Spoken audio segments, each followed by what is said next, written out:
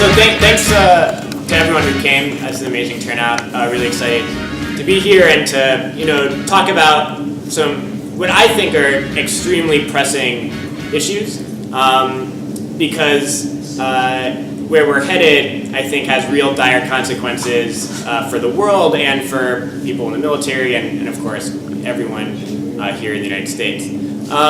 So I wanted to do a couple things today. I kind of wanted to review where we've been over the past 2 administrations leading up to Trump. Review what happened there and how that can inform our understanding of what's happening now under the Trump administration, and how it can help us prepare for these moments that are coming.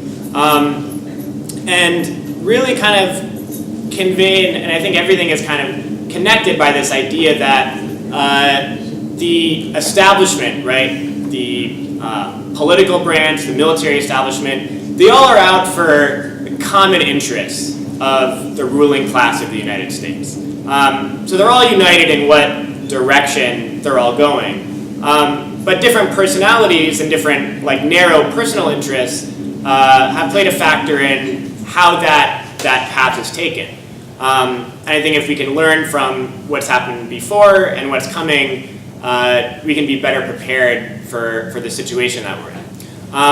I also went to Palestine very recently, and so at the end I wanted to kind of share a little bit about those experiences, because it was really kind of, someone who's been interested in following the issue of Palestine for more than a decade. Really being there kind of changed my whole understanding of the situation, and there's some personal experiences from there that I think would be great to get into also. And then there's going to be Q&A at the end, and so if at any point through my talk there's something you want to know more about or want me to expand on, just keep it in mind. I will have plenty of time for discussion afterwards. But I think a lot of us know kind of early history of the world, right? The history of colonialism and expansion of colonial powers to everywhere they could reach, right? To exploit resources, exploit labor, exploit human beings, enslave human beings. And that was kind of a general, way that the world worked. If you were a colonial power, you had accumulated a lot of wealth and a big military, you had the means to be expanding out and conquering other parts of the world. So we know that early history of the world. And then, where we are today, right? And people kind of see them as kind of disconnected. That was the past, and this is now. But we're still in this kind of era of expansion still. There were 2 world wars that were fought over competing expansions between major world powers. But the era that we're in now is very different than in the past several decades. Because a major change that happened is, there is a counterbalance to the US military power, which was the existence of the Soviet Union, right? So, of course, all major powers want to expand out and conquer more and control more of the planet and more of the resources. But this counterweight of this major military power in that part of the world, prevented the US military from doing, or prevented the US establishment from doing what it wanted to do, which was get access to all of these resources and all of these countries that existed in this region of the world. When the Soviet Union collapsed and was overthrown, all of a sudden, all these new vast swaths of territory became opened up. There was no one that was going to stop the US from going in and taking them. And so there was this new era that started. And part of that new era was what US politicians called making a new Middle East.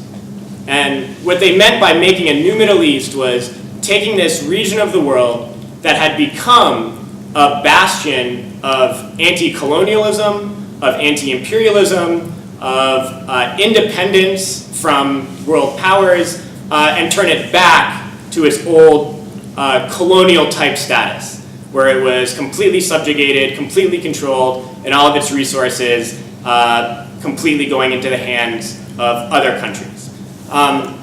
So when that era started, a lot of things changed in terms of projection of US military power and US foreign policy.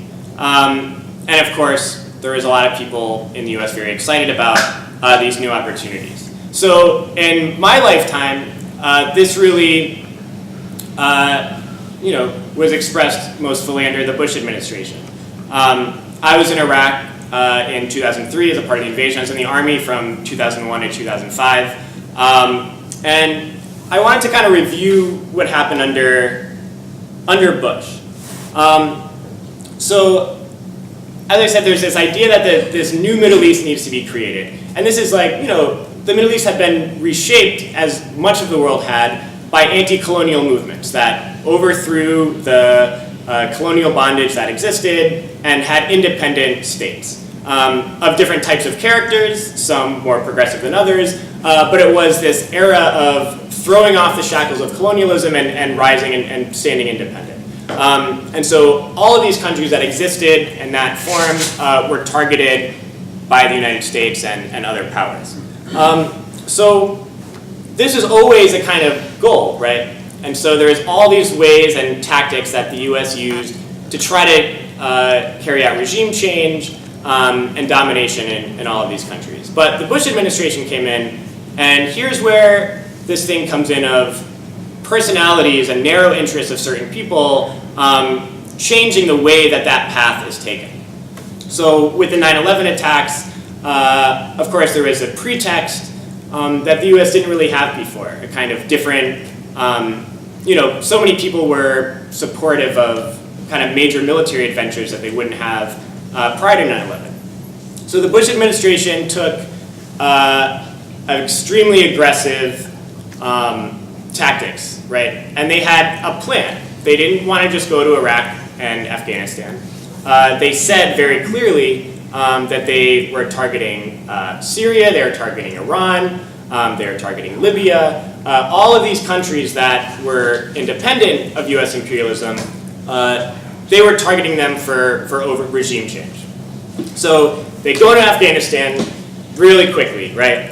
And it was kind of sold to everyone as, this is going to be easy. We're going to go, get rid of the Taliban, and then there's going to be democracy in Afghanistan, and it's going to be great. So we went to Afghanistan, got rid of the Taliban, and then it was like, oh, that's like kind of over, and then they immediately went to Iraq, which of course had nothing to do with the 9/11 attacks, but it was a country that was on that list because it was an independent country. And I think I want to go back for a second and talk about the history of US foreign policy towards Iraq, because it didn't start with the Bush administration.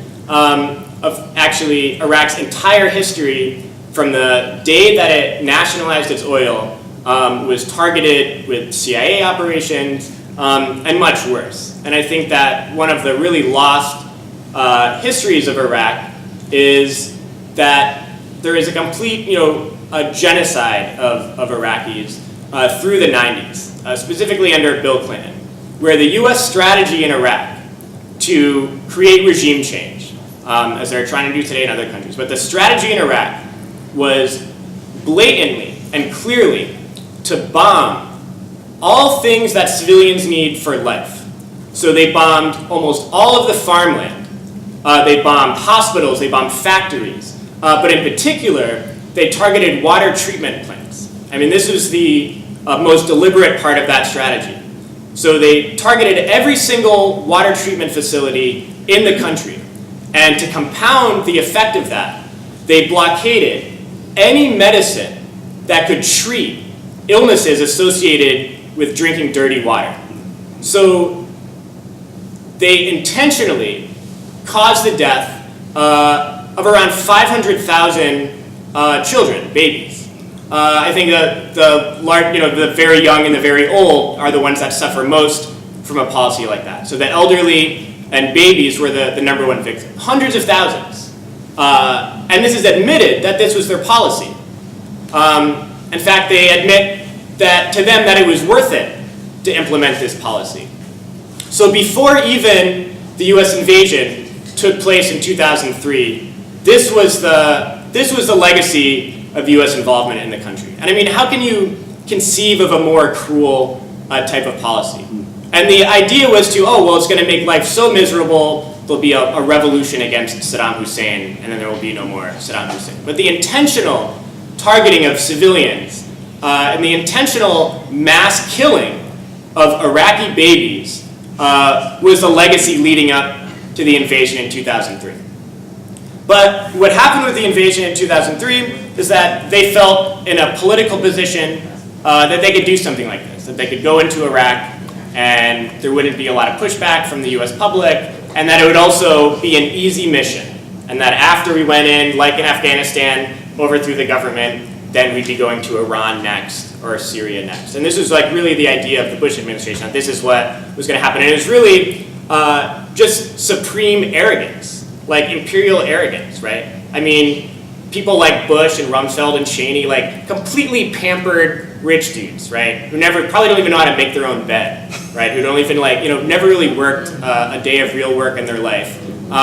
Thinking that they have the genius of, oh, of course, we'll just go and send this many troops and then we run the country and then it's gonna be ours. I mean, they're just, they didn't know it was gonna go the way it was gonna go. There was a big anti-war movement at the time. I mean, I remember seeing on television that there was big protests, but it's important to remember that that's actually when the Answer Coalition formed, just days after the 9/11 attacks in anticipation of these new waves of wars. But there was a split in the anti-war movement in 2003 when the Iraq War started.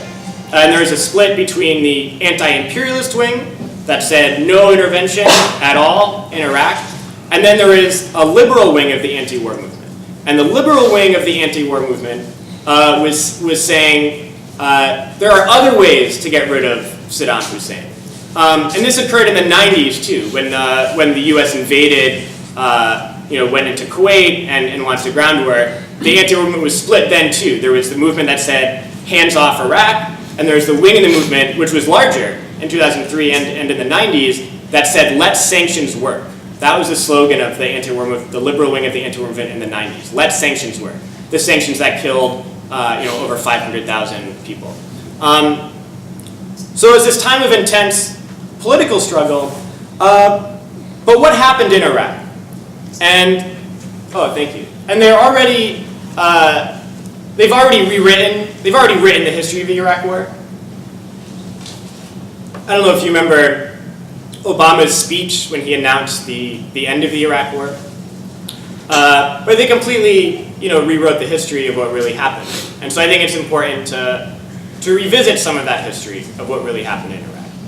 So, when I was there, I was part of the invasion. It was like there was this idea that we're going to be there 2 months, 3 months, and then we're going to go home, and it's going to be this quick, easy thing.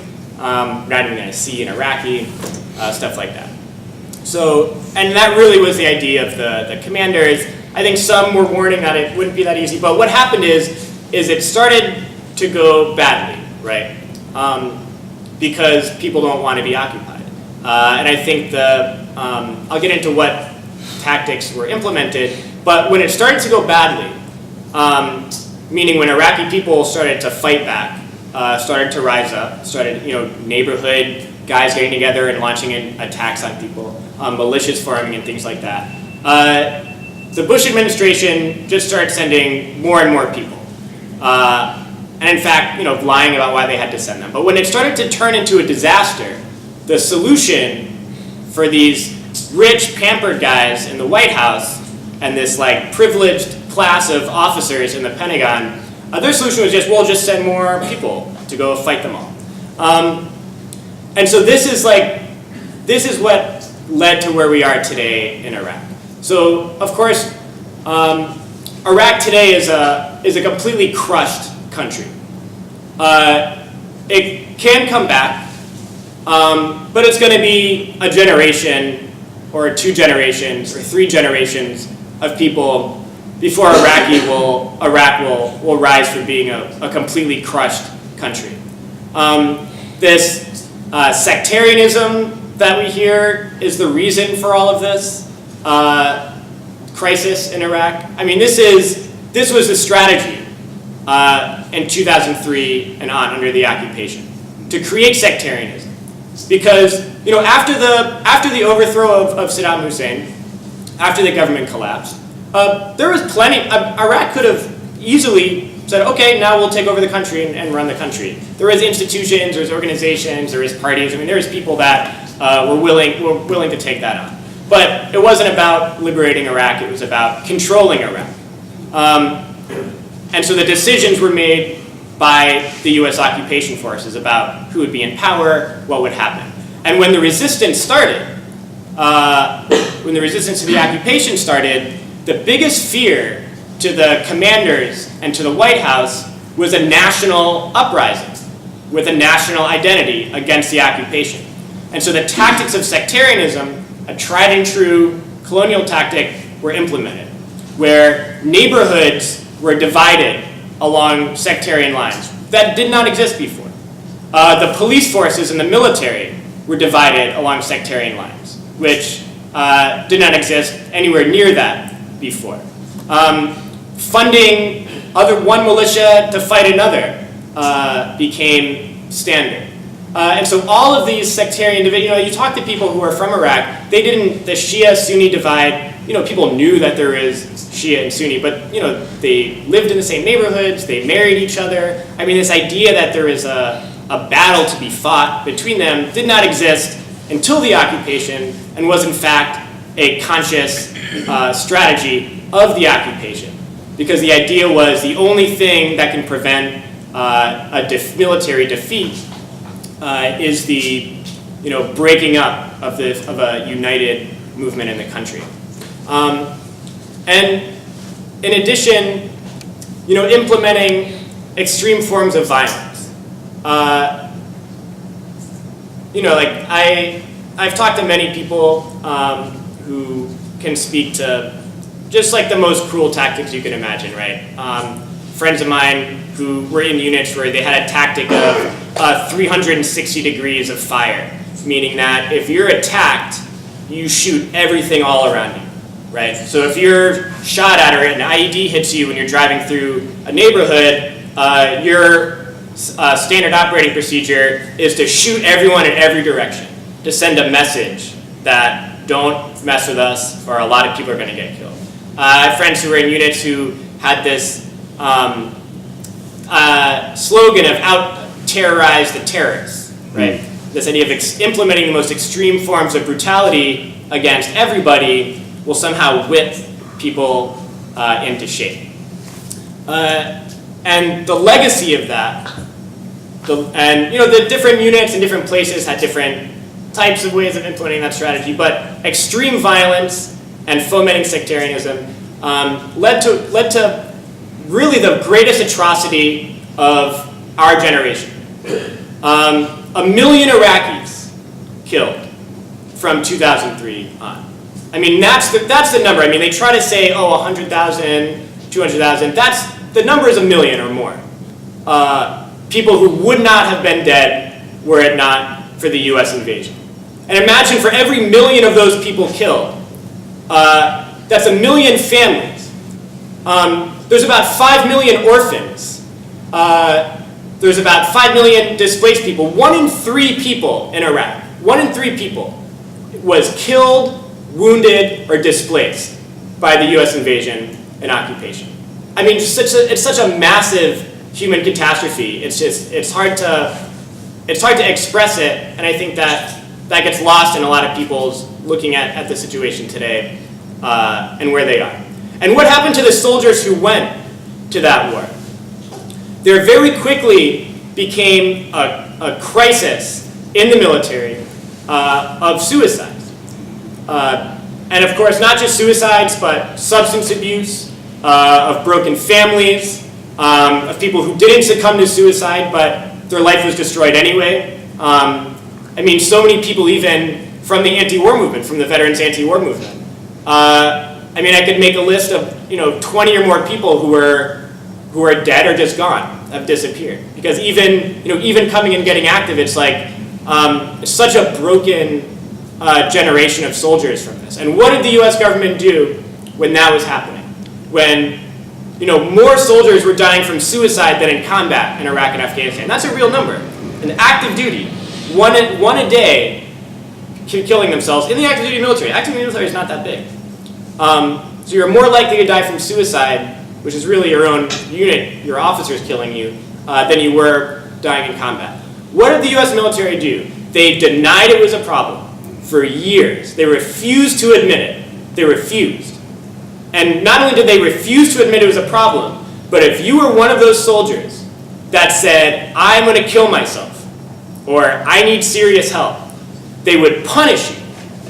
And I have met countless people who were literally punished for saying that they were going to kill themselves. There's a soldier named Derek Kirkland from Fort Lewis who had been on 2 tours in Iraq. This case is emblematic. I worked with his mother and his brother to try to bring attention to his case and get some kind of justice for them. But Derek Kirkland was in Iraq in his 2nd tour, and he was found with a shotgun in his mouth, right?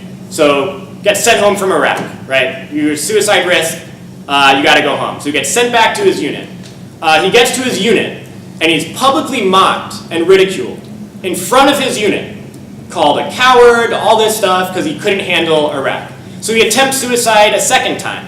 He cut up his arms, he was completely gashed open, had to go to the hospital, right? After that 2nd attempt, he was evaluated. They rated him a low risk for suicide after 2 suicide attempts. The unit said low risk for suicide and put him in a barracks room by himself, and he hung himself that night, and he died. And that is a case that played out over and over again. And it's still playing out today, but for years and years and years, that was the protocol.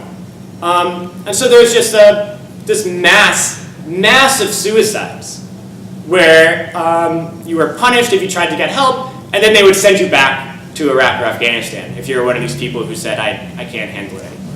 I met a widow of a guy who, he was going on his 9th deployment, and he was just saying, I can't go on my 9th deployment, I can't go on my 9th deployment. And they forced him to go, and so he took his own life before going on that 9th deployment. This is the kind of reckless disregard and complete carelessness that this system has for the people it sends to go do these things. So, Bush and all these people who are the ones that are saluting the soldiers the most and saying, we're all in this together. I mean, they're we have to applaud these people. It's they actually don't care at all about those who actually join the military. And so that's the real legacy of the occupation of Iraq. Complete destruction and crushing of Iraqi society with the most brutal means, and complete throwing in the garbage of all the people they sent to do that dirty work. But they were stopped in Iraq.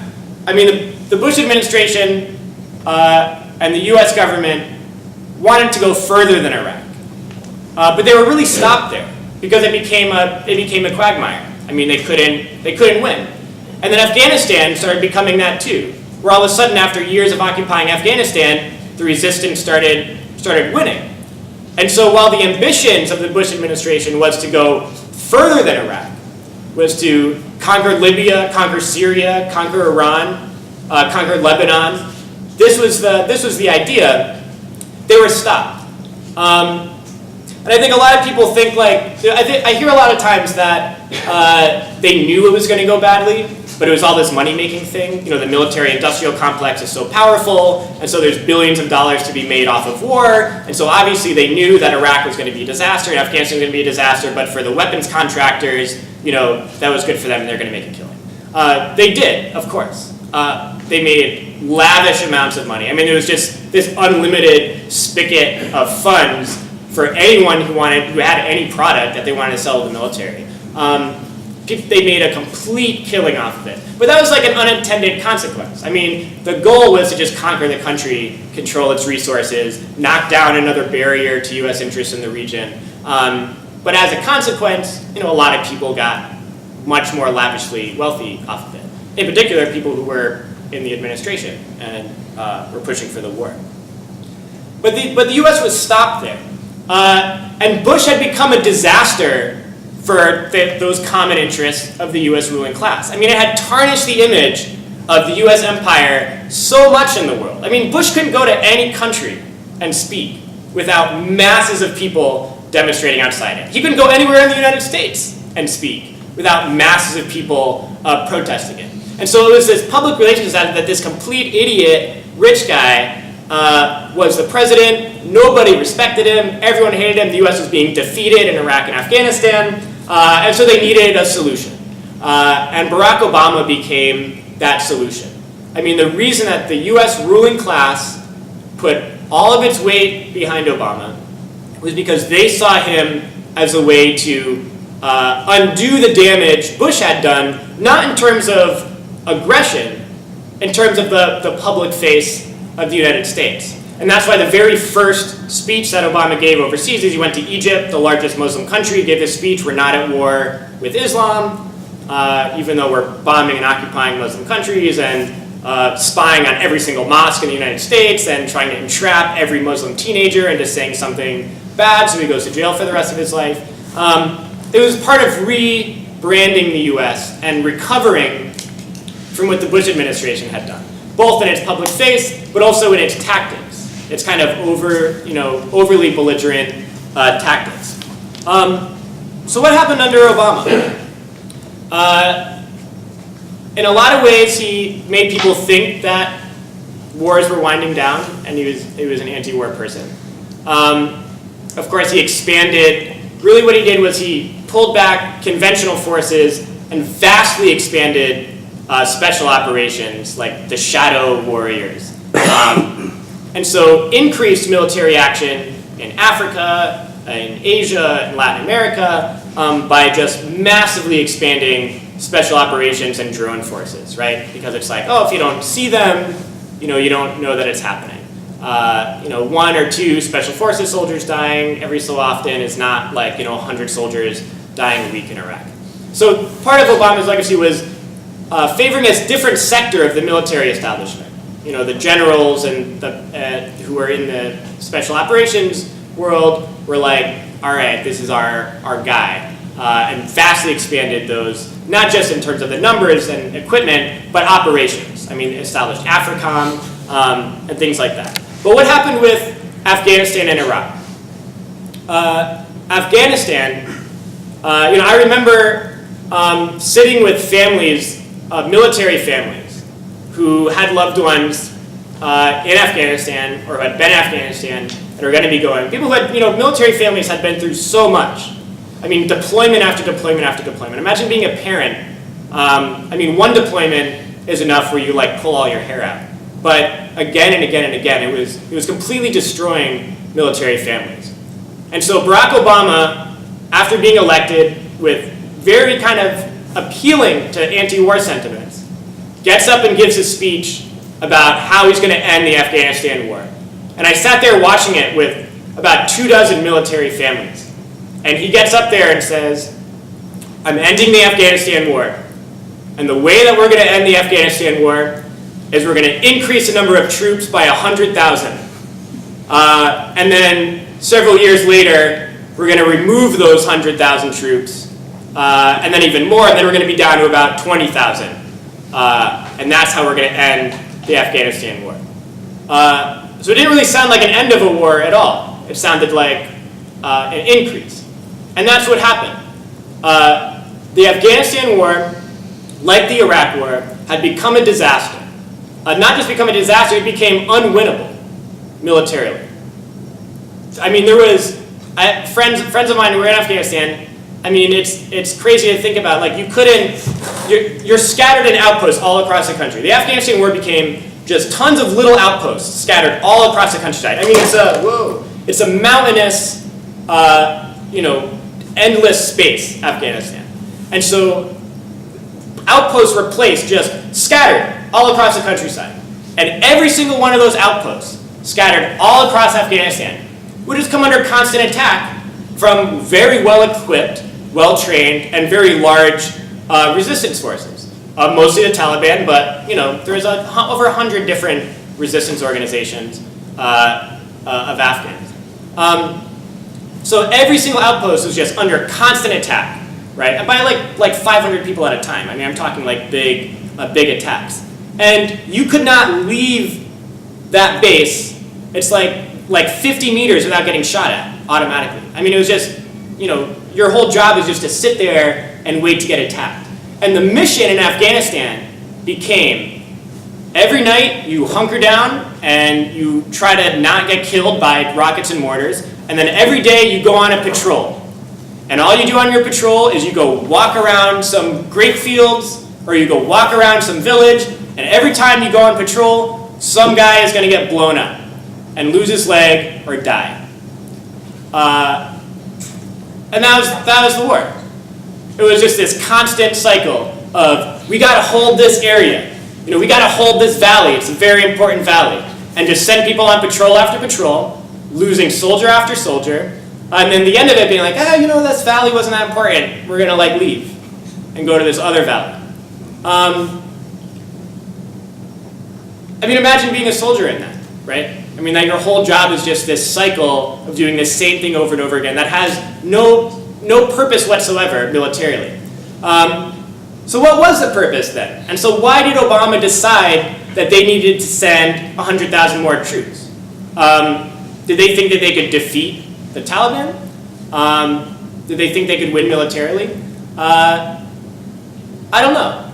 But what actually happened was none of them wanted to admit that they had been defeated.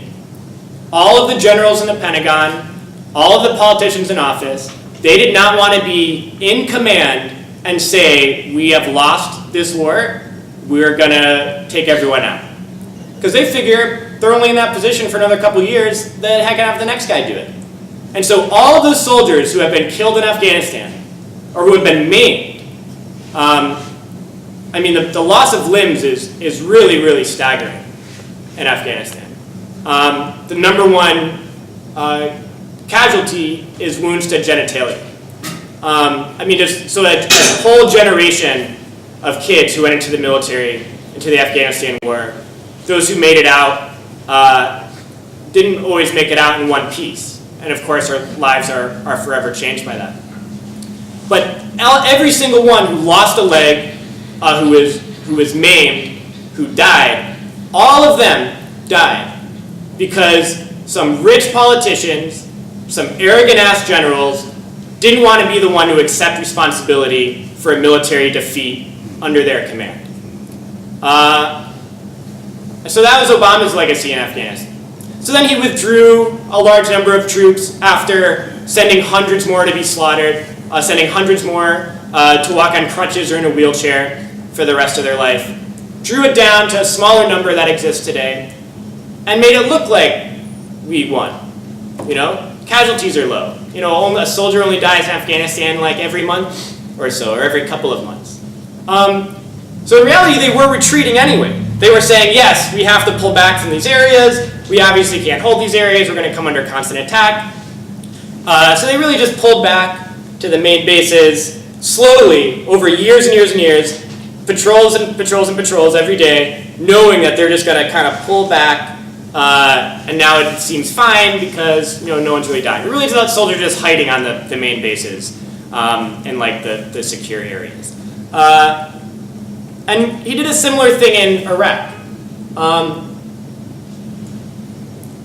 Obama's credited with ending the Iraq War.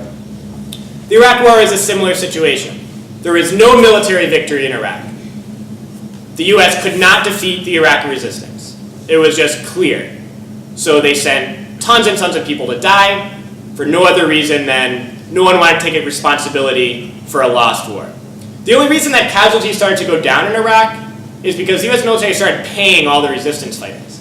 200,000 militiamen, on the payroll of the US, paying, just don't shoot us anymore, we'll give you a paycheck every month. And they're like, all right, cool.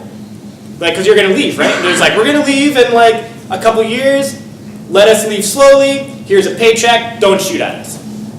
So it created this illusion of some kind of military victory, because no one wanted to take that responsibility. But when that withdrawal was supposed to really happen, and the status of forces agreement had expired, Obama did something that not many people realize. He sent Robert Gates, the Secretary of Defense, to Iraq to renegotiate the status of forces agreement to continue the occupation longer. Because they're like, well, it's not going so bad right now. You know, we're in our, you know, like we can stay here. And the US, of course, wanted to stay there because the whole point was to be able to dominate the country. And if they pulled out all their military forces, you know, how are they supposed to exert control over it? So Robert Gates went to Iraq to convince the Iraqi government to extend the status of forces agreement, to extend the occupation. And the only reason that that didn't happen, the main reason is because of Chelsea Manning. Because the leaks from Chelsea Manning revealed to Iraqi society the major injustice, the complete lack of accountability, right? What Chelsea Manning revealed to Iraqi society was that the killing of civilians was so routine and widespread, in particular like traffic checkpoints, and that that U.S. soldiers could not be held accountable for the intentional killing of civilians. And so the Iraqi society said, well, there's no way you can stay in this country unless you can be held accountable under Iraqi law. And of course, you know, the U.S. wouldn't allow that to happen.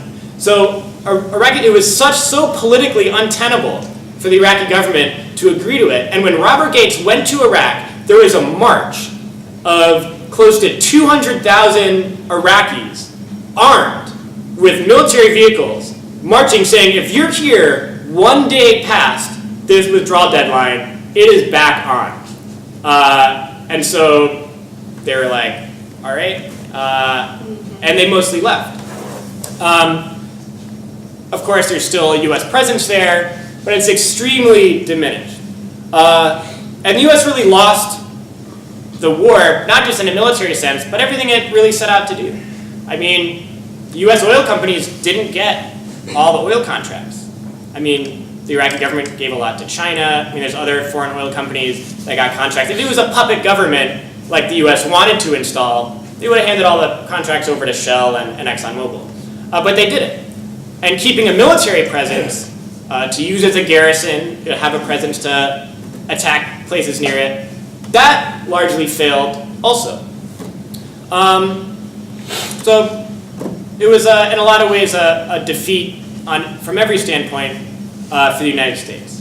And so Obama also embarked on other types of regime change policies. Of course, funding the opposition in Syria, but at the same time, putting the brakes on what the Pentagon wanted to do in Syria. Remember, there was a moment where it seemed imminent that the U.S. was going to start bombing the Syrian government, and Obama was like, no, we're not going to do that. I mean, that was an example of a conflict inside the ruling class, inside the establishment, where the Pentagon generals were like, we're doing this, and then the executive branch was like, well, maybe we should do it this way and just be arming people and stuff like that.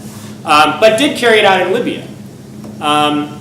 You know, a country that had the highest standard of living in Africa before 2011, now you know, has a slave trade. I mean, Libya is another completely crushed country because of U.S. intervention. But there was this differentiation of tactics, right? I mean, expanding the war in Afghanistan, expanding the war in the shadows, but trying to take a more measured approach to things, and not trying to get into overly belligerent military actions that were seemed like they could easily spiral out of control. So, where are we now with Trump? You know, Trump campaigned on kind of an anti-interventionist thing, you know, saying that we should have never gone to Iraq, we should never go to Syria, things like that. But I think with Trump, we can end up in similar situations like we were in under the Bush administration. So Trump, of course, is the most supreme privileged rich guy. I mean, this guy definitely can't make his own bed. He cares, you know, he obviously cares about nothing but his own self and his ego and things like that, right? So he's like an empty vessel, and he's concerned with, you know, with one thing only, and that's himself and looking good and things like that. But the entire ruling class was behind Clinton. They didn't want Trump, right? In fact, of the Fortune 500 CEOs, all of them donated to Hillary Clinton and not Trump. I mean, it was obvious that that she was the dependable militarist, where she was going to advance the common interests of the ruling class, where they didn't trust Trump because he's out for his own narrow interests. They didn't trust Trump to be out for the common interests of US capitalism, just his own, whatever he felt was good for him and the people around him. So Hillary was the dependable one that they wanted in. So they didn't want Trump at all, but now Trump is there. And it became clear very quickly that Trump has no ideology, he has no vision for anything, so he's letting other people fill that void. But what he learned and what we've seen is that everyone unites around him when he's expanding US militarism.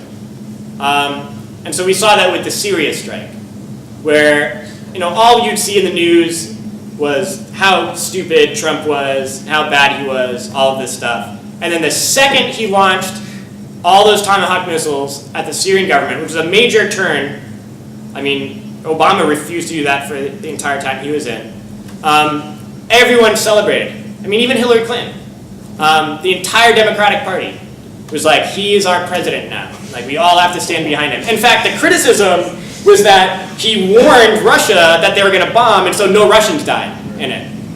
That was the main criticism from the Democratic Party. But you saw the entire political and military establishment coalesce around Trump in that moment. Because in that moment, he was, for the first time, acting in the common interests of the ruling class, of their expansion. And so that taught Trump a lesson that, all right, this is all I got to do to be that guy. And so what's happened is he's essentially handed over the reins of the military to the generals. Whereas under the Obama administration, it was, he was a decider, and he was also, critical of policies and actions that were brought to him by the Pentagon. Now that's off. That mother of all bombs that was dropped in Afghanistan, which was the biggest thing next to a nuclear weapon used. I don't think Trump had anything to do with that. I think that he's completely handed over to the Pentagon a lot of these things. And the reason that that's very dangerous is because there's a lot of people here in the military, which is great, and all of us know that officers have very kind of narrow interests. Their careers, and excelling in their careers, getting that 1 star on their shoulder, or getting 2 stars on their shoulder. And so all of these generals, right, everyone in a command position, how do you succeed in the military as an officer, as a commander? Leading troops in battle, commanding a battle. So all of them have all these crazy plans for, the guy who's the AFRICOM commander. Of course, he wants his soldiers to be launching these crazy missions that do great and amazing things. But in different administrations, it's harder to get those approved. I think there's a feeling now in the military establishment that all of their ideas can be brought to life because Trump knows that he'll look good and get praised in the media, and what does he care? He's Trump. He's going to be fine. So we're seeing some potential flashpoints that could get us in a similar situation to where we were under Bush, and I'll explain. So already, Obama was increasing, sending troops back to Iraq. Trump has multiple times bragged about how we need to go back to Iraq. Soldiers are going back to Iraq now in large numbers. In regular, not just special forces. Obama was a special forces guy. There is regular, there's the 1st Armored Division is now has a brigade that's stationed in Iraq. U.S. troops are back in Iraq. There's a new plan being brought to Trump about what to do about the Afghanistan war. You know what it is? It's another troop surge, like Obama did, sending another 100,000 or so troops into Afghanistan. More and more troops going to Syria. There's around 1,000 U.S. Army troops in Syria right now. What happens when, like happened in Afghanistan and Iraq in the early years, what happens when those troops start getting killed in large numbers? Which is a huge possibility. It's not just ISIS that U.S. soldiers are in Iraq threatened by. The people that drove out the U.S. in the first place are still there, who are fighting ISIS. and who are saying, if we see any US troops, we're going to shoot them, right? But that hasn't happened yet, but that's a big potentiality, is that US casualties in Iraq could very quickly go back to the levels that they were at the height of the Iraq War, very quickly. Same thing in Afghanistan.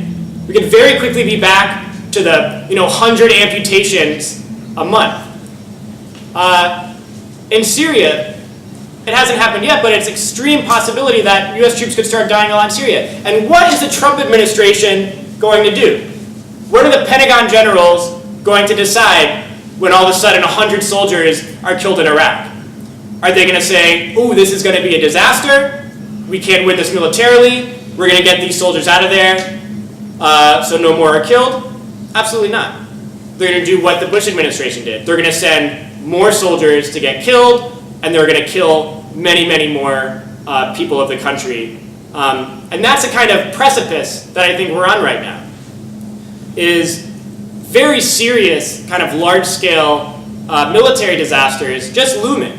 And the people in power just cannot be trusted in any way to do anything that takes into regard of anyone's life into consideration.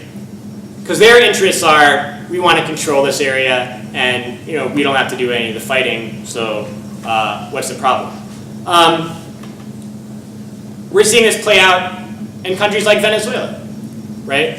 Where there's a green light to the opposition through the Organization of American States, right-wing neighbors like Colombia and Argentina, but in particular the United States, telling the opposition, push this as far as you can take it to create regime change.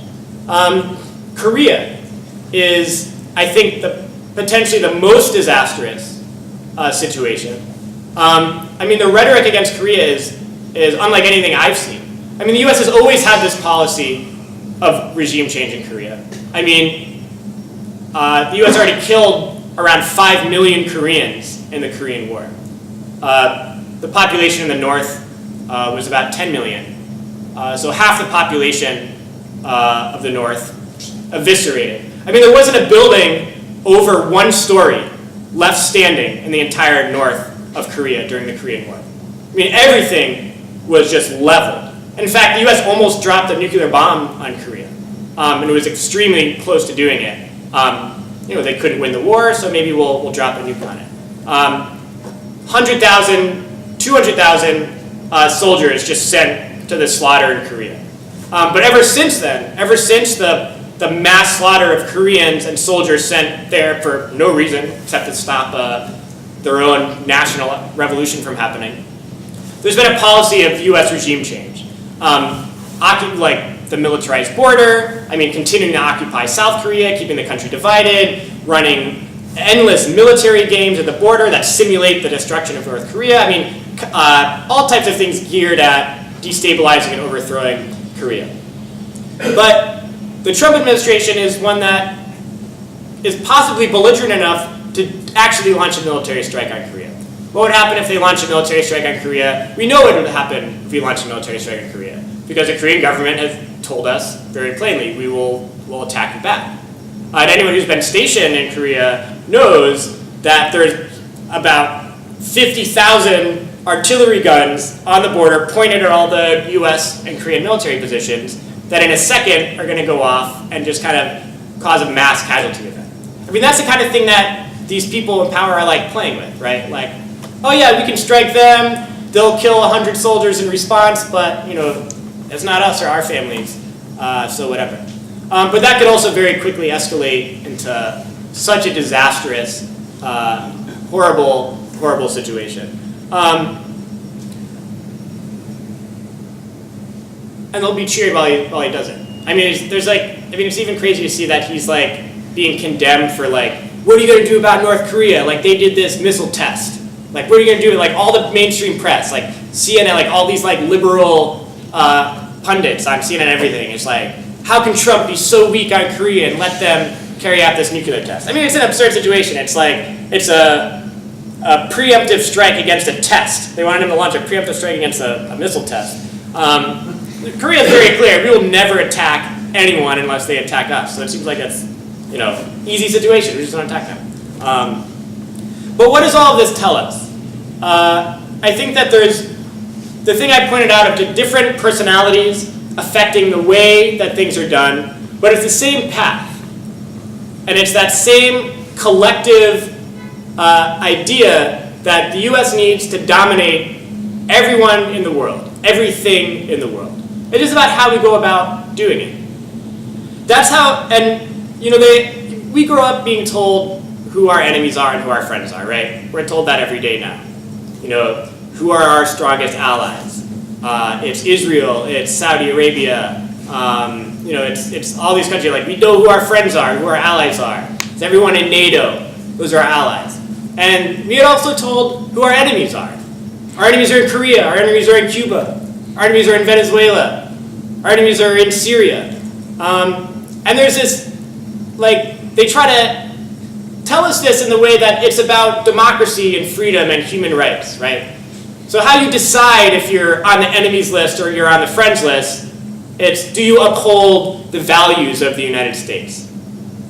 The values of democracy and human rights. That's how it's sold to us. That's, in particular, in the military, that's how it's